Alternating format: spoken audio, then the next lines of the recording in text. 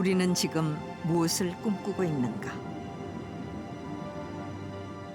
또 옛사람들은 무엇을 꿈꿨던 것일까?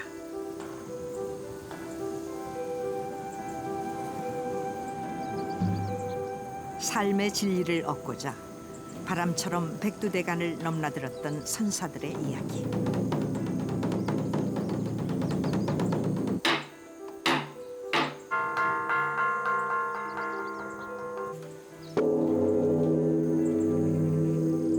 그 선사들의 이야기를 찾아 산중 암자로의 여정을 시작한다.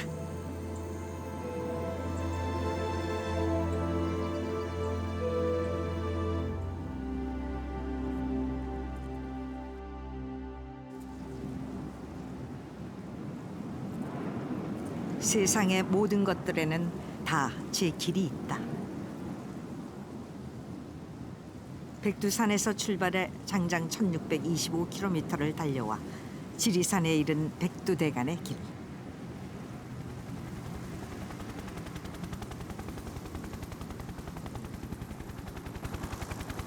우리의 여정은 지리산 천왕봉으로부터 시작된다. 왼쪽 줄기인가 오른쪽 줄기인가 왼쪽 줄기죠?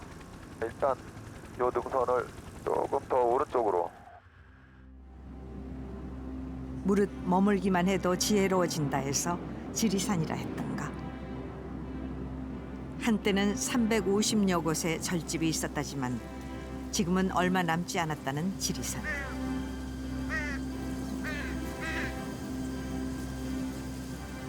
우리는 이곳에서 그 유명한 지리산 칠암자부터 찾아보기로 했다.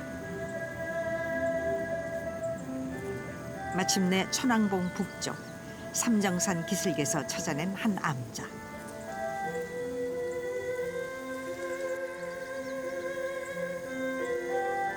단청도 없이 근엄한 우더른처럼 편안하게 앉아있는 선방이 반갑다.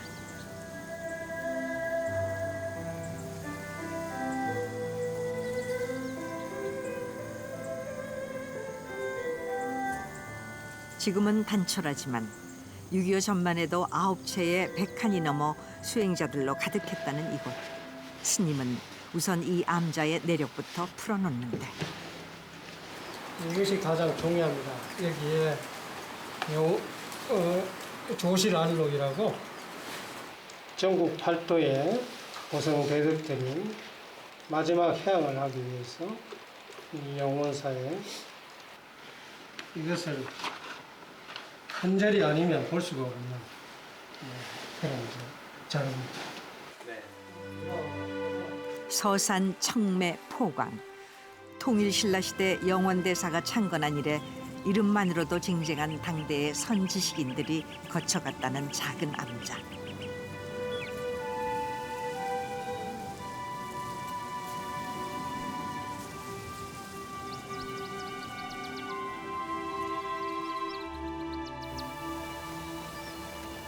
도대체 그들은 이 깊은 암자에서 무엇을 생각했고 어떤 지혜를 얻어갔을까?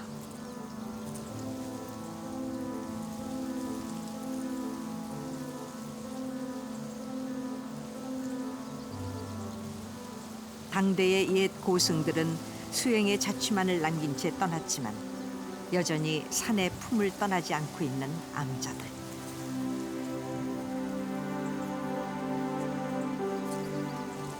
오늘날 조계종의 방향을 정립해 중천조라 불리는 보조국사 진울이 말했다.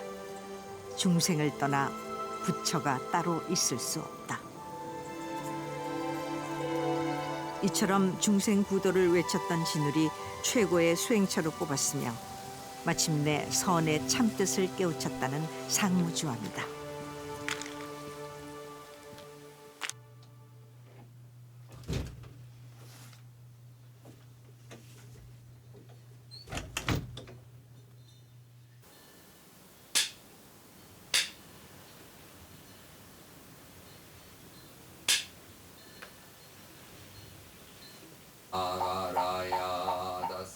새벽 3시 또다시 수행자의 하루가 시작된다.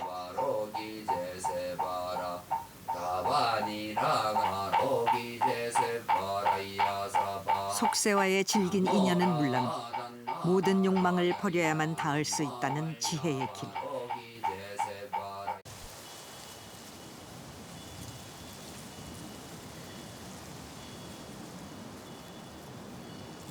그 지혜를 찾아 얼마나 많은 선승들이 이 문을 통과했을까. 칠암자 순례길이라고 전국의 고성 대덕 스님들이 지리산을 선도량으로 보았기 때문에 지리산 전체가 고향이라는 생각을 가지고 또 어머니 품속에서 유유자적한 모두가 극락정토를 걷는 듯한 그런 부분을 찾아가는 길이라고 할 수 있겠죠.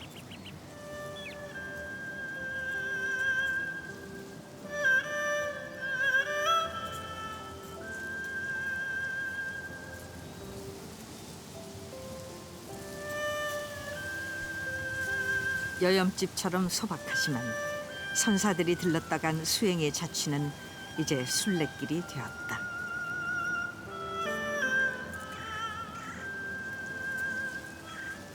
천왕봉 북쪽 별바위, 영원령을 지나 삼불산은 물론 도소람, 영원사, 상무주암, 문수암, 그리고 약수암에 이르는 호젓한 산길.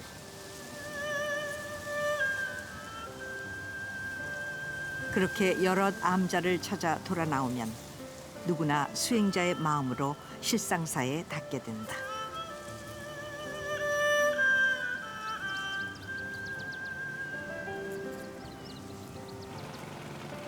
어쩌면 지리산에서 찾았던 수행자들의 지혜란 이런 것이 아니었을까. 하늘의 마음을 믿고 따르는 농부의 삶 같은.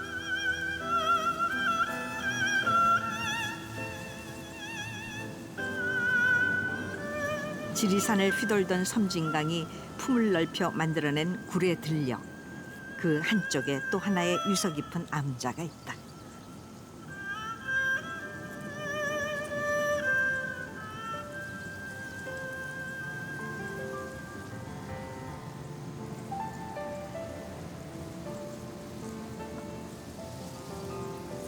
일찍이 원효, 의상, 진각, 도선이 수행해 사성암이라 불리게 됐다는 이곳. 지금도 본전인 약사열애전 내부엔 원효가 남겼다는 전설 같은 이야기가 전해진다.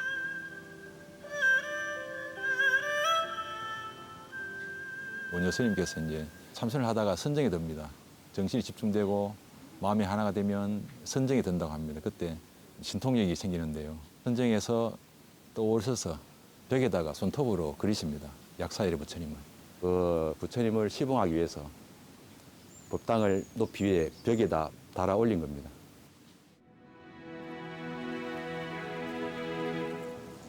어떻게 이 옹색한 암벽 사이에 수행처를 마련했을까?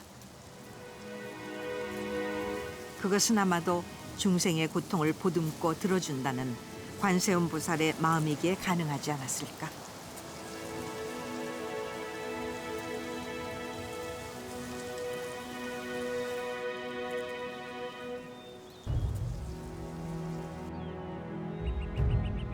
늘 해가 뜨고 질 때마다 숱한 생명들의 소리가 들려오고 도도하게 하류로 흘러가는 강물을 바라보며 부처의 가르침을 되새겼을 수행자들.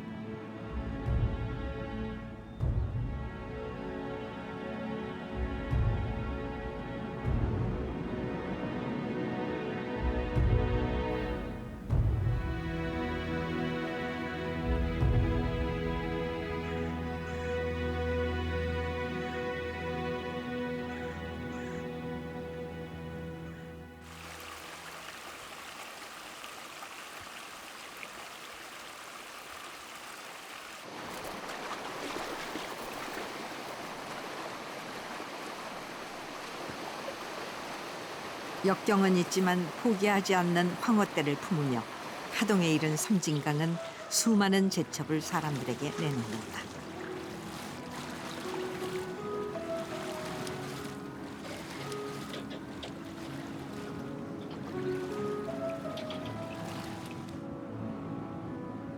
그 하동을 지나 다시 남쪽으로 80리. 섬진강이 바다와 만나는 이곳은 예로부터 최고의 물먹 어장으로 손꼽혔다.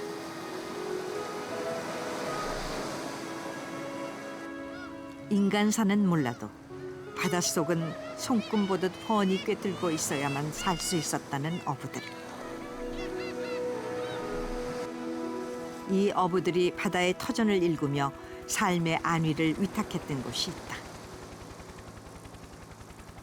네, 이번에 그 보리암 쪽으로 가볼게요. 제가 바다 쪽 오른쪽 능선 앞에 있는 데인데 슬쩍 보이기 시작합니다. 보리암 쪽 아래. 남해의 너른 바다 가운데 우뚝 솟아있는 남해 금산.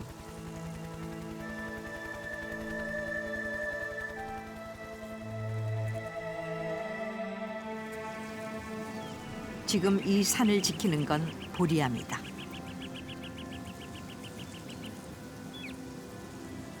그러니까 신라 신문왕 때인 683년 어느 날 호련히 찾아온 원효대사는 이 암벽 위에 초당을 짓고 수행을 시작했다.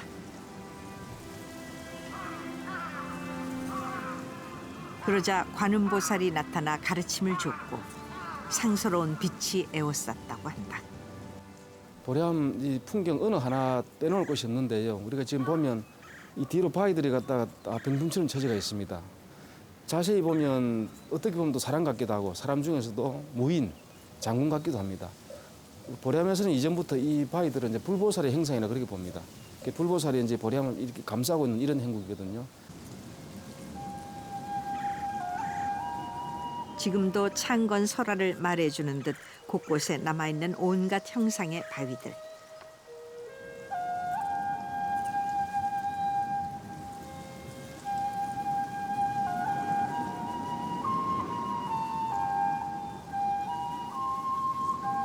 그러나 바위를 병풍처럼 두르고 있는 보리암에서도 가장 먼저 눈길을 끄는 것은 해수 관음 보살이다. 불가에서 관음 보살이란 어머니의 마음으로 중생의 불안과 공포를 안아 해결해 준다는 구도의 상징. 때문에 관세음 보살은 주로 바닷가에 위치하며 우리나라에선 이곳 보리암과 함께 양양 낙산사, 강화 보문사, 여수 향이람을 4대 관음 성지로 꼽는다.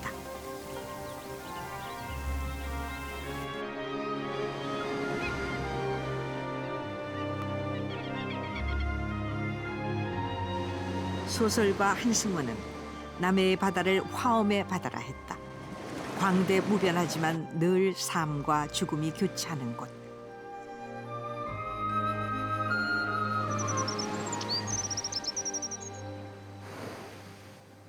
그 바다가 내려다 보이는 곳에 원효대사가 세운 또 하나의 해수 관음보살의 성지 향이람이 있다.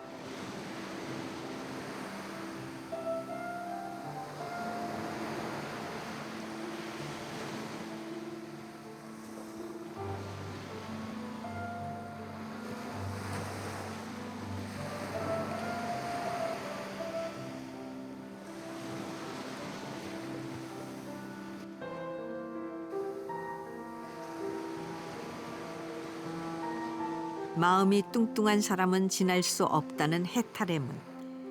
문을 지나자 다시 가파른 돌계단이 방문객을 만난다.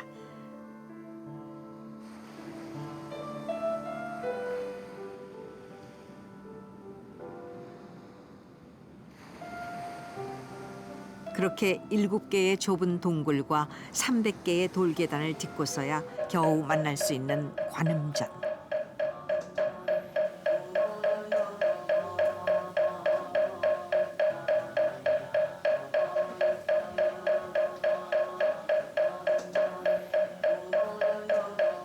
관음 사상은 구도의 사상이다.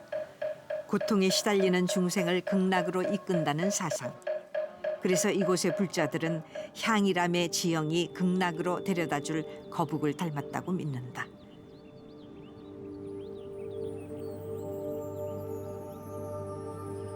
거북이 거친 바다를 무사히 건너줘 무사 안녕을 가져다 줄 것이라 믿는 것이다.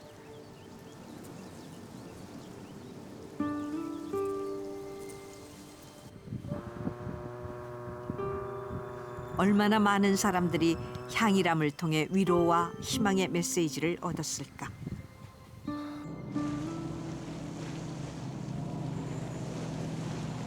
바다는 끊임없이 요동치며 숨가쁘게 움직인다.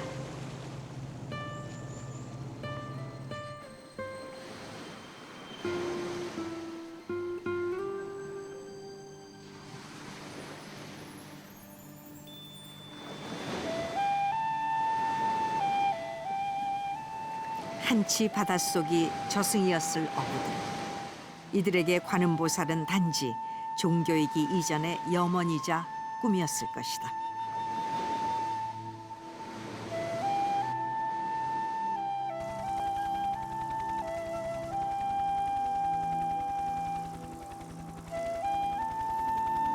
이제 암자 여행은 남해를 뒤로 하고 서북쪽으로 고개를 돌려 끝없이 펼쳐진 칠산 바다의 갯벌을 건넌다.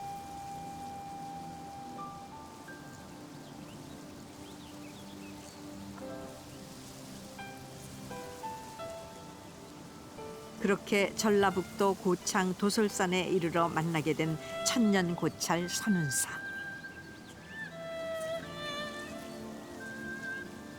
이 선운사에도 우리가 찾고자 하는 또 하나의 보물이 있다.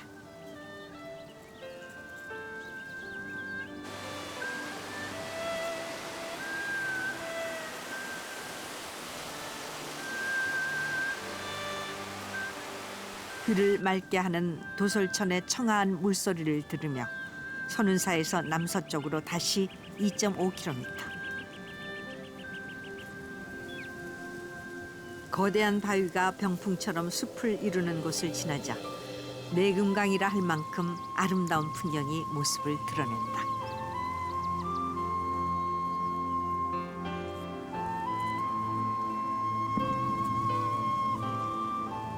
일찍이 이곳의 전설에 의하면 미래의 부처가 찾아와 거처한다는 도솔천궁이 있다는 곳.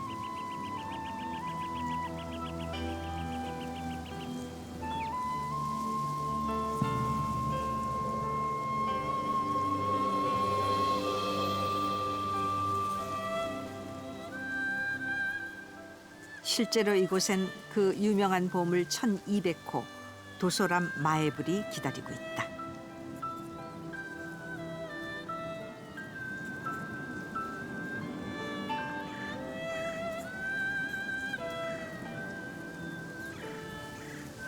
두툼한 입술과 높은 코, 양쪽으로 치켜 올려진 눈. 그런데 여기에 재미난 이야기가 전해온다. 도솔산 도솔암이 이 동학혁명의 시발점이라고 그럽니다. 많은 민초들이 미륵부처님 앞에 모여서 이제 새로운 세상을 꿈꾸기 위해서 이제 시작을 하는 그런 도량이 되는데 부처님 복장이거든요. 가슴에 이제 비기가 이 세상을 새롭게 열 수 있는 그런 비기문이 들어있었다고 그럽니다. 내용은 단순했다. 복장 속에 숨겨놓은 비기를 꺼내는 순간 후천개벽의 세상을 맞이할 수 있다. 혼란한 시대, 민심을 모으는데 이보다 좋은 방법도 없었을 것이다. 그래서 일설에 의하면 동학의 접주 손아중이 이 비기를 꺼내 동학 농민혁명을 주도했다는 이야기도 있다.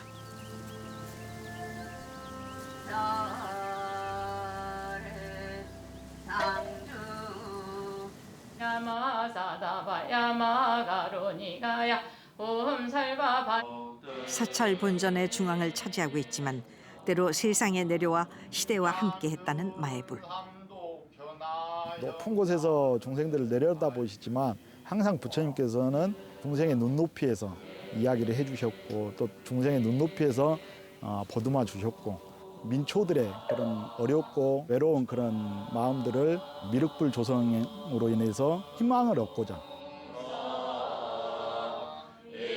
그랬다. 마애불은 좌절 속에서도 희망을 포기하지 않는 백성들의 미래불이었다.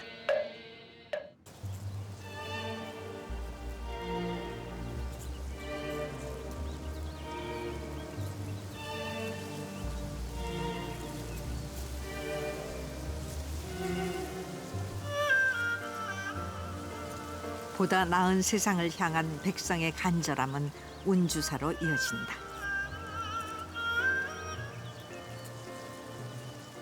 동국 여지 승남에 천불천탑이 있었다고 전해지는 화순 운주사엔 지금도 114기에 달하는 석탑과 석불이 남아있다.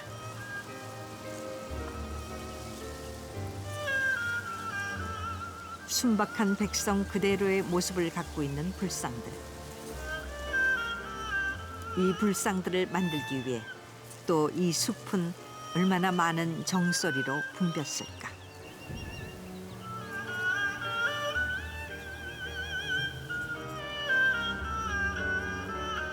이 거대한 불상을 완성한 석공들은 마침내 정을 놓고 합장으로 내일을 꿈꿨을 것이다.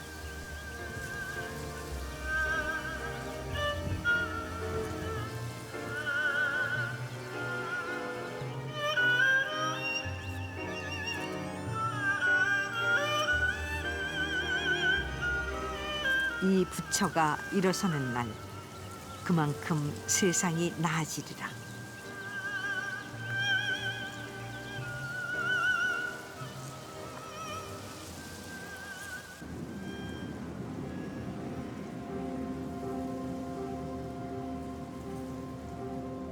대자연 앞에서 모든 생명은 동등한 권리를 가져야 한다는 것은 부처의 가르침이기도 했다.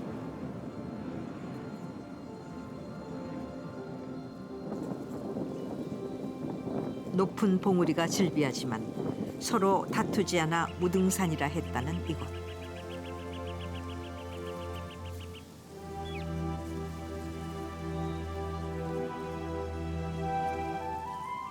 이 무등산의 암자 규봉암은 어떤 진리를 추구하고 있을까? 이른 아침 도량석을 마친 스님의 걸음이 마침내 범정에 닿는다.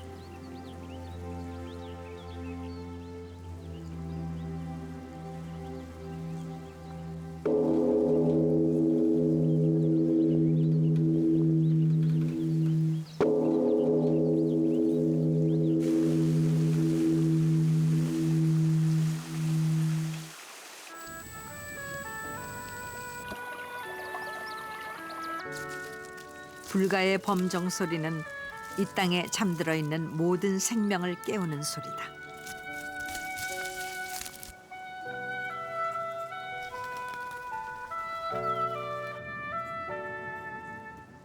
무릇 곤충과 같은 미물부터 발 달린 생명에 이르기까지 서로 다투지 않고 함께 살아가는 세상. 그것이 무등의 세상이다.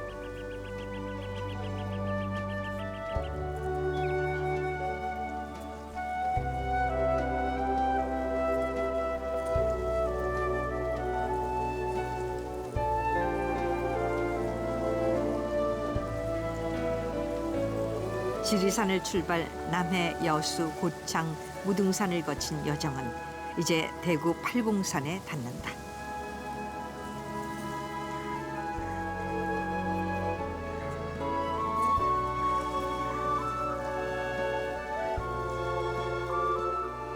신라시대 이전부터 오랜 토착신앙의 중심지였으며 불교가 들어온 이래 갓바위 불상이 세워져 영험함을 이어받았던 기복신앙의 장소.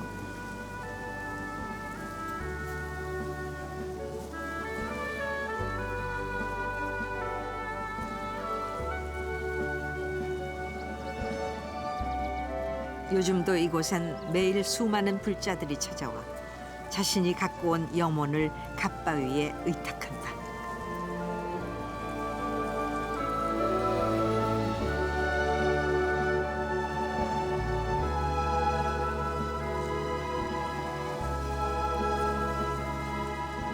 그리고 이런 염원은 팔공산 곳곳에 수많은 암자를 만들어냈다.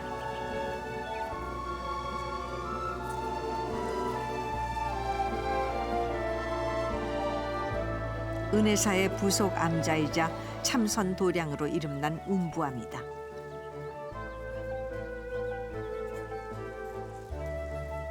일찍이 한국 근현대 불교를 개창했던 경허 스님을 비롯 동산, 운봉, 성철 스님 등이 수행했다는 곳.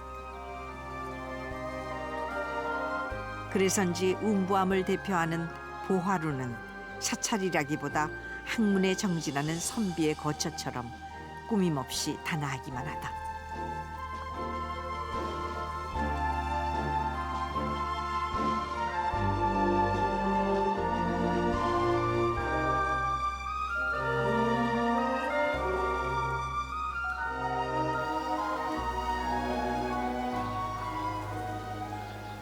이 도량 자체가 앉으면 졸음이 없고 이게 막 기가 꽉 차가지고 목소리가 이상하게 힘이 들어간다.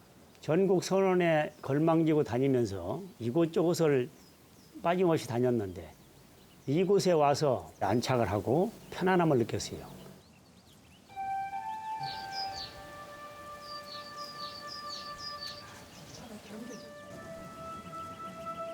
운부암처럼 은혜사에 딸린 8개의 부속 암자 중 가장 높은 곳에 있다는 또 하나의 암자.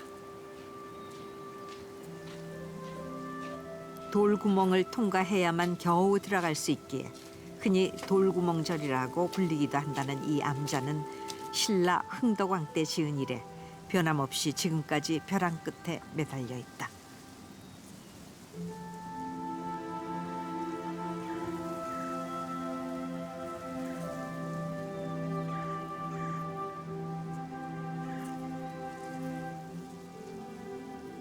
지금 중암암을 지키고 있는 사람은 선임 스님 단 한 명.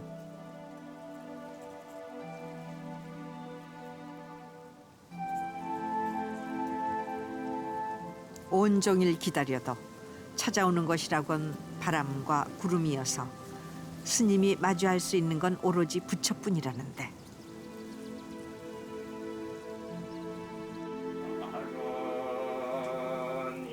스님이 매일 예불을 드리는 불상 또한 여느 암자와 달리 작고 소박하기만 하다.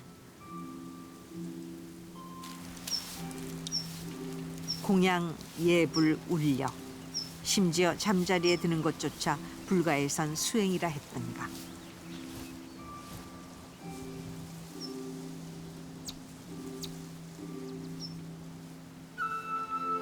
부처님 앞에 예경 드릴 때가 가장 마음이 편합니다.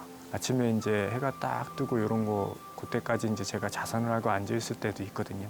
그럴 때 저는 개인적으로 가장 행복하게 느끼고 있습니다.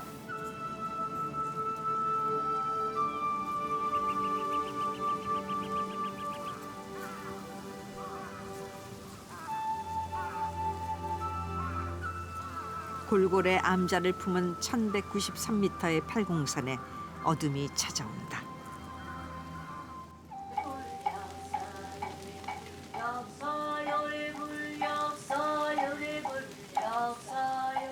그러나 갓바위의 일과는 좀처럼 끝날 기미가 보이지 않는다.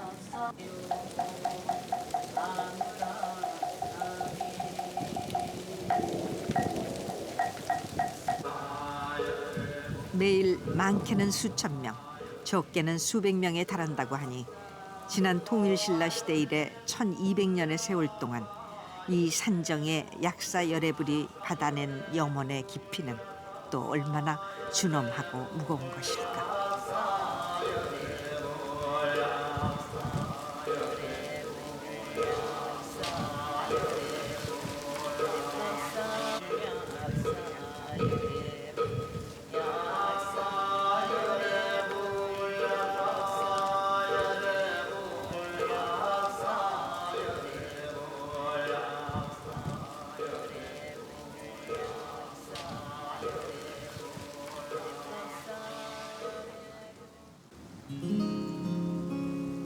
이제 길은 동북 쪽이다.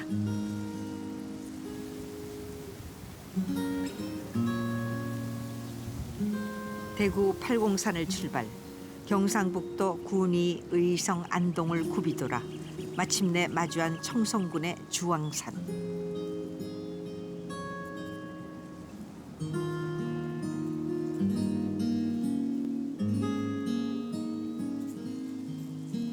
주왕산은 해발 721m로 산은 높지 않으나 산세가 웅장하고 아름다우며 기암절벽이 많기로 유명하다.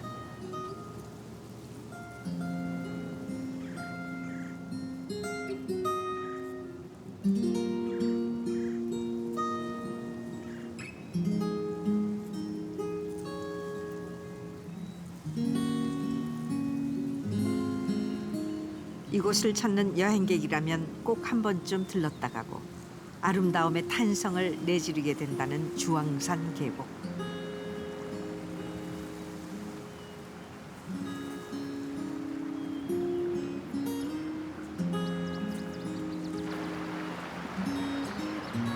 계곡엔 오늘도 2단으로 된 용연 폭포를 비롯하여 절구 폭포, 용추 폭포와 같은 거센 물살이 담과 소를 거치며 하류로 향한다.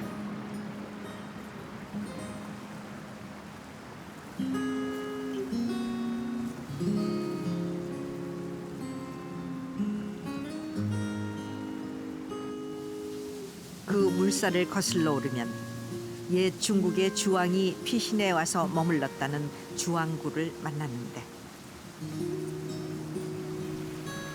재기를 노렸던 주왕은 죽고 굴 속에는 산신상만이 그의 넋을 대신하고 있다.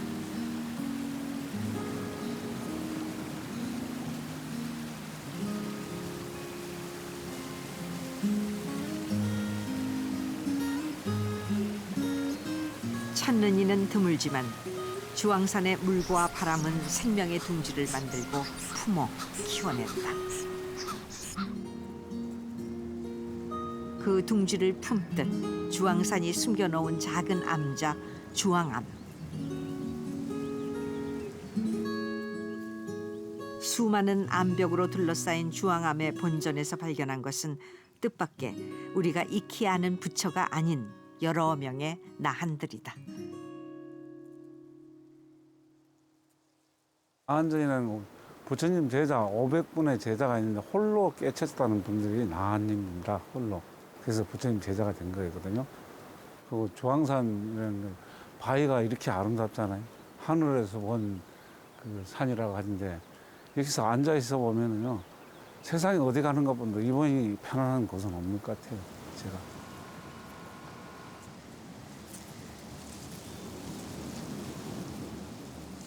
불가에선 누구나 수행하고 깨우치면 부처가 된다고 했다. 주황암이 나한들을 모시는 이유다.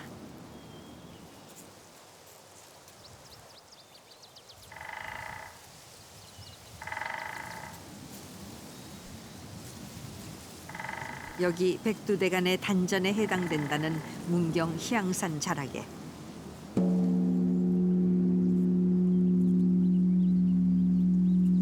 좀처럼 문이 열리지 않는 한 사찰이 있다.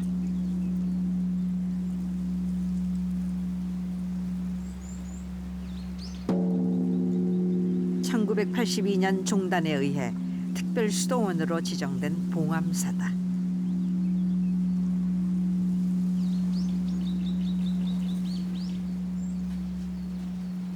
고즈넉하면서도 우리나라 최대의 수행 도량답게 품격이 살아있는 사찰.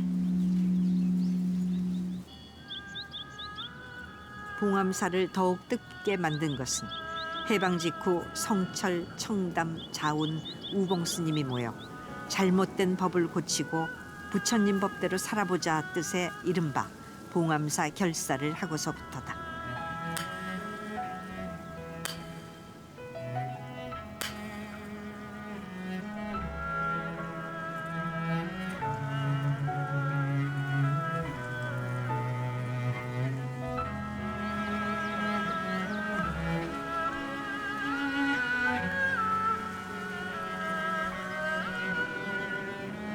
그로부터 부처님 오신 날 단 하루만 개방된다는 봉암사. 스님들이 여유 시간에 행하는 산책. 그러나 이 시간도 마음을 다잡는 수행의 한 과정이다.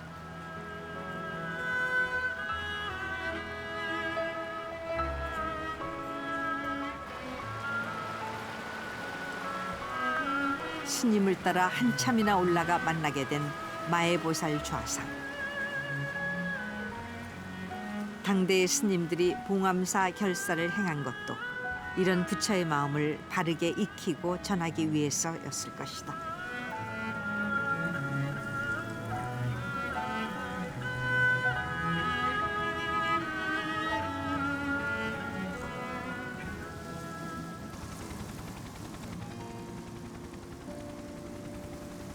경상도를 벗어나 한양으로 향하자면 반드시 거쳐야 했다는 문경세제. 남녘의 학자들은 이 고개를 넘어야만 과거를 볼 수 있었다. 하지만 대부분은 낙방했을 터. 오죽하면은 진도 아리랑에서조차 문경세제는 웬 고갱고 구부야 구부야 눈물이 난다 했을까.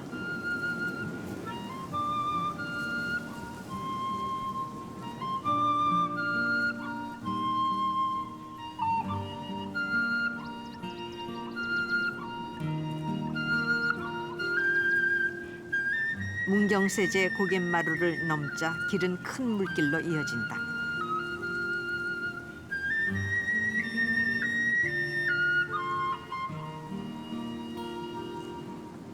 댐이 생기기 전만 해도 깊은 계곡이었을 이곳.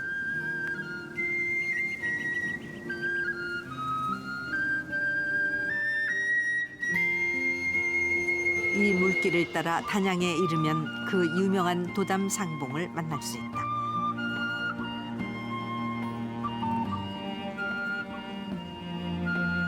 그리고 이어지는 곳이 사이남이다.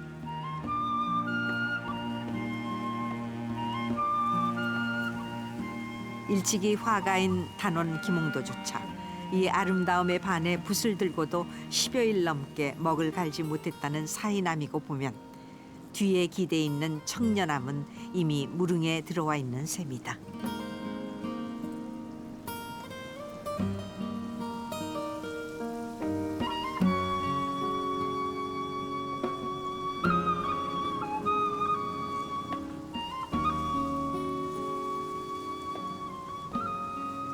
이처럼 단양 사이남을 찾은 수많은 시인 묵객들의 풍류를 음미하며 다음으로 찾은 곳은 속리산.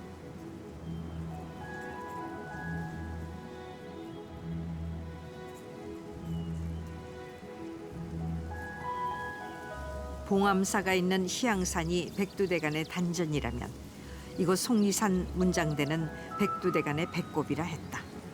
그 백두대간이 숨겨놓은 속리산의 작은 암자들.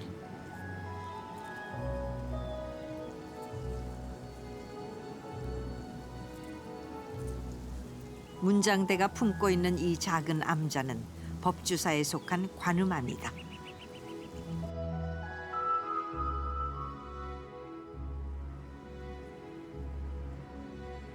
고된 산행을 말없이 위로해주는 동굴 속의 동자승.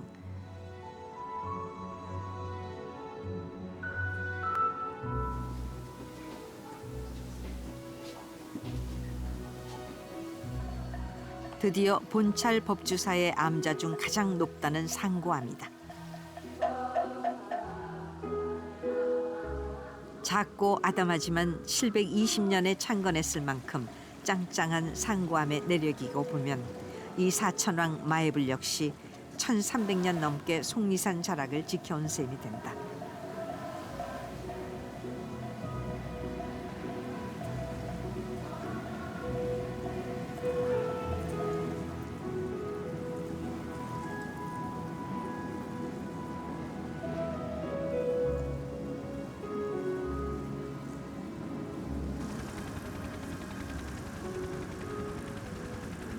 그 정도 거리로 멀리서 한번 크게 한번 돌아볼게요. 네네. 뒤로 넘어갑니다. 네. 마침내 백두대간의 등뼈 설악산을 넘는다.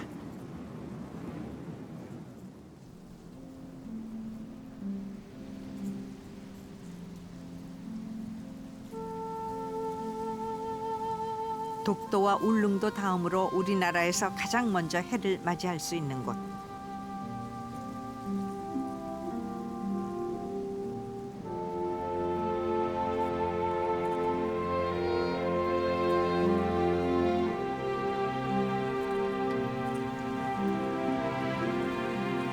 그곳에 낙산사 해수관음상이 묵묵히 자리를 지키고 있다. 모든 소리를 듣고 고통을 이해하며 도와준다는 불가의 어머니 같은 보살.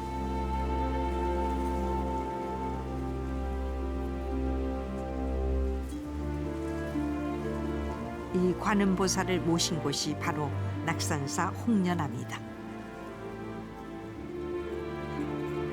아침 해가 떠오르는 볼 때마다 새로 하루가 시작되는 것을 이제 바로 느낄 수 있는데, 항상 모든 생명체가 사라진다고만 생각하는데 해가 졌다가 뜨는 것을 볼 때마다 모든 생명이 항상 이렇게 곧 사라지는 것이 소멸이 아니라는 것을 알 수 있습니다.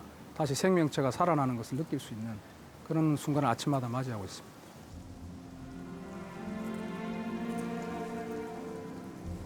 매일 해가 지면 다시 떠오르듯 고통이 있으면 반드시 희망의 기쁨도 찾아온다는 것을 이곳 홍련암을 세운 의상대사는 말하고 싶었던 것이 아닐까.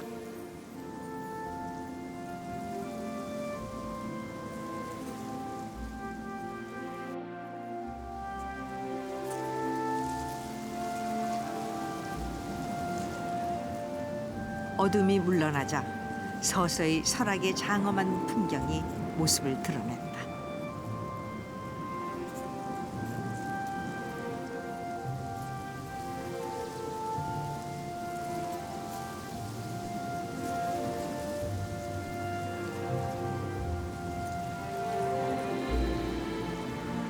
외설악 한쪽, 비단을 걸친 듯 바위를 타고 내려오는 토왕성 폭포.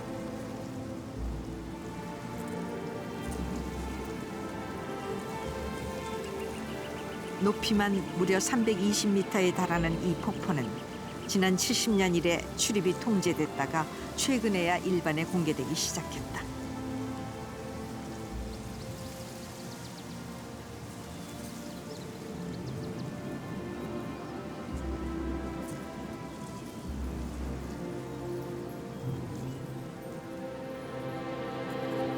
백두대간의 등뼈답게 높고 낮음이 조화를 이루며 골고리 아름다움을 간직하고 있는 설악산.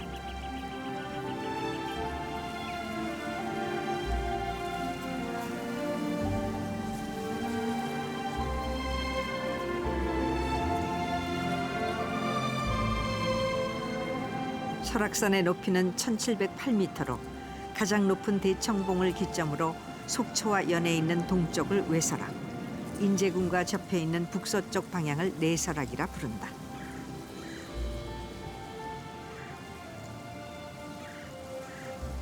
웅장한 바위로 이어져 용의 이빨처럼 생긴 이 바위를 용화장성이라 부른다.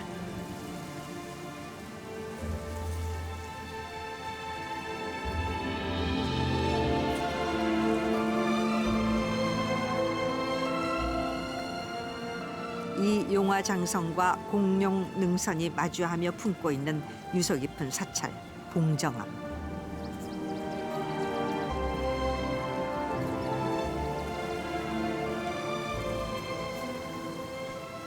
봉정암은 국내의 사찰 중 유일하게 석가의 뇌사리를 모시고 있다는 정멸보궁이다.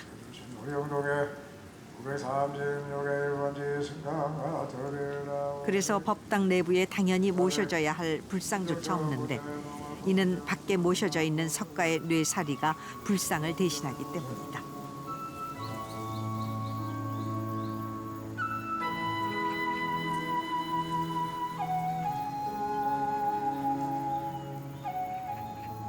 (643년) 자장보살이 당나라에서 석가의 뇌사리 5과를 가져와 봉안했다는 5층 석탑이다.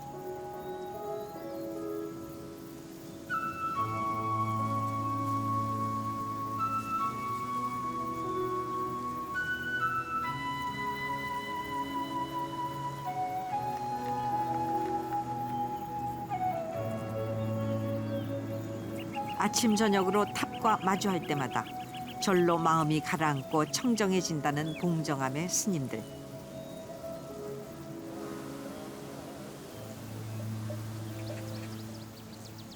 그러니까 여기에는 부처님 사리가 있다 보니까 우리가 눈에 보이지 않는 부처님 사리 광명이 있는 것 같아요.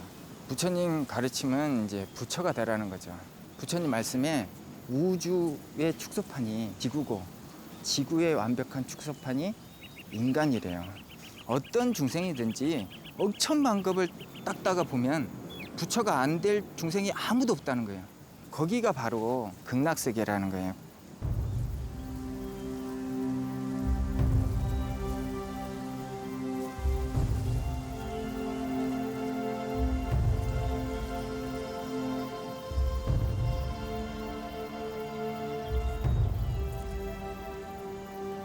합장하고 있는 관세음 보살을 닮았다는 바위.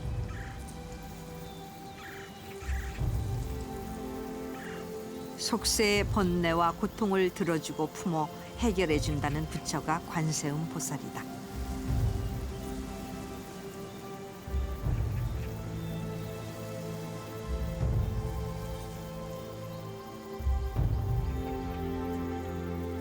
관세음 보살의 손끝에 앉아 참선하는 스님들은 번뇌가 생길 때마다 이를 벼락처럼 내쫓고 모든 것을 비워내야만 부처가 말한 청정의 세계에 들어갈 수 있다고 믿는다.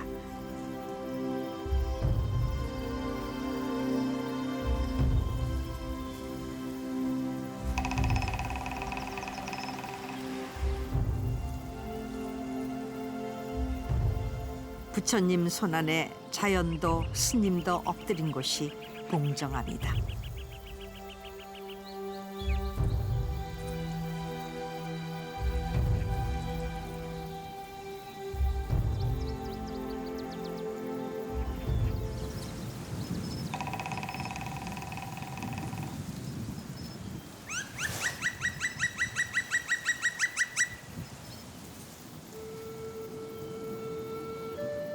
새소리와 청아한 물소리만이 고즈넉함을 깨우는 내설악 계곡.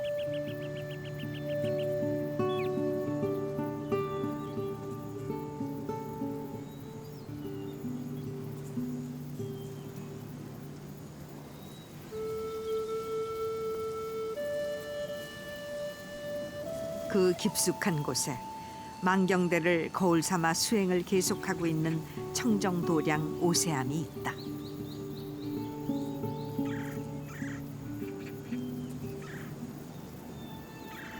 643년 선덕여왕 시절 자장율사가 지었다.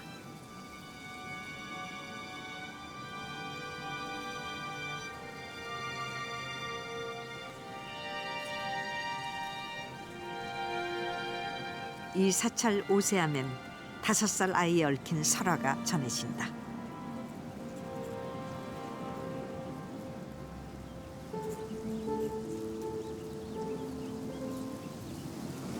그 옛날 수행 중이던 설정 스님은 겨울 식량을 마련하기 위해 5살 조카를 두고 아랫마을로 향한다.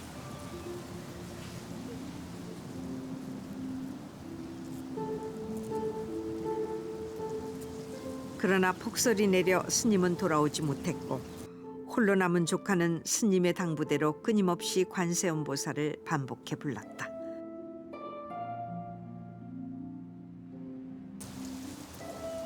겨울이 끝나서야 돌아올 수 있었던 스님은 어린 조카가 굶어 죽었을 것이라 생각했다.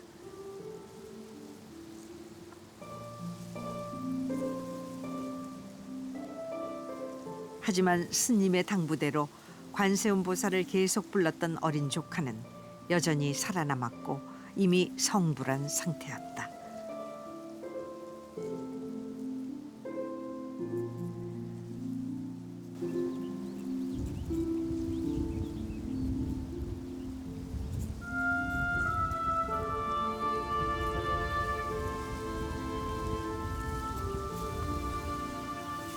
그로부터 5살 아이가 성불한 암자라 해서 오세암이라 불리게 됐고 어린아이의 마음을 닮은 청정도량으로 유명해진 암자.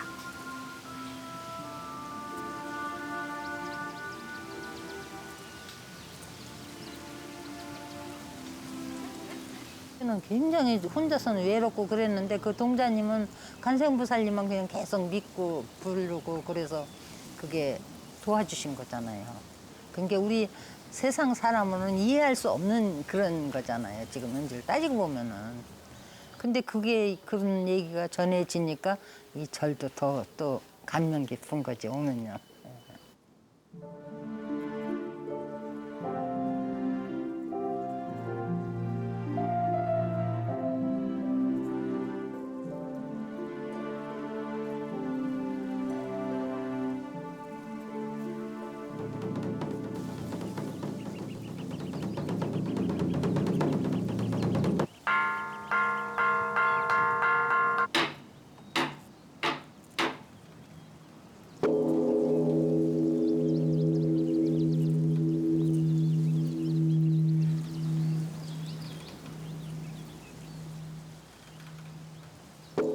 우리는 어린아이의 마음을 갖고 있는 것일까?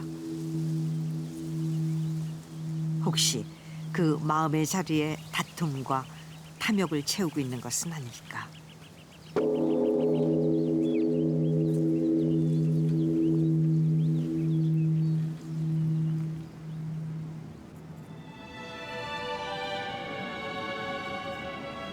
지리산을 출발해 남해와 서해를 돌아 내륙을 거쳐 동해에 이른 다음 설악산을 둘러본 우리의 여정은 이제 서울에 닿았다.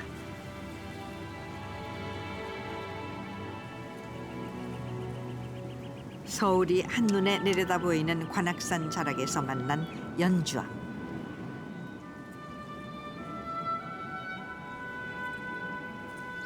마치 올곧은 등뼈를 세워놓은 듯 가파른 벼랑 끝에 세워진 연주암은 지금 부처님 오신 날 준비가 한창이다.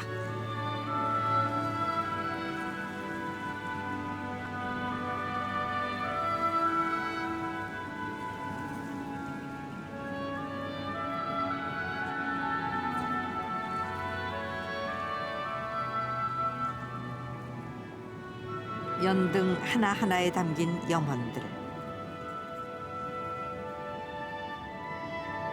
우리의 마음속엔 어떤 암자가 자리 잡고 있을까? 우리는 바른 마음을 갖고 청정한 삶을 살고 있을까?